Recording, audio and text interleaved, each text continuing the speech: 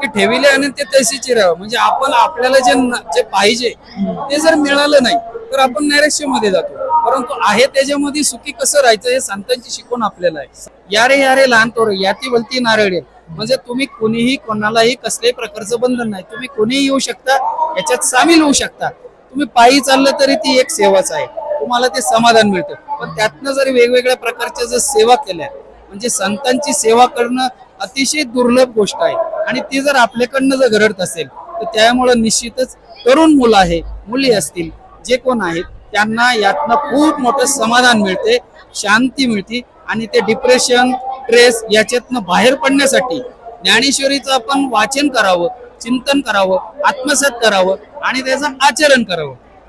या पद्धतीने जर आपण जगण्याचा प्रयत्न केला, निश्चितच आपल्या संसारामध्ये आपल्याला सुख आणि समाधान लाभेल.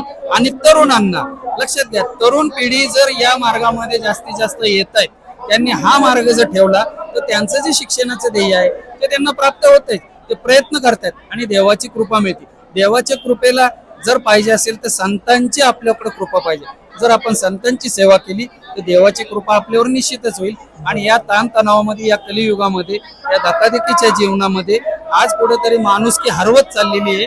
या युगामध्ये आपल्याला या पालखी सोहळ्याच्या मार्फत या याच्यामध्ये आपल्याला जीवन कसं जगायचं आहे, त्या परिस्थितीत आपण कसं राहायचं ही शिकवण मिळते.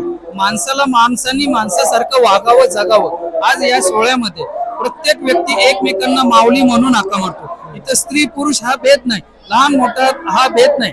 एक लहान व्यक्ती मोठ्या माणसाच्या पाया पडते, पण तीच मोठी व्यक्ती लहान मुलाची आहे. कारण इथं सगळे माऊली आहे आणि हा सगळा माऊलीचाच सगळा हा सोहळा आहे. आणि या माऊलींच्या सोहळ्यामध्ये तुम्ही आम्ही सर्व माऊली आहे, मी माऊली आहे, तुम्ही माऊली आहेत, सर्व माऊली आहेत.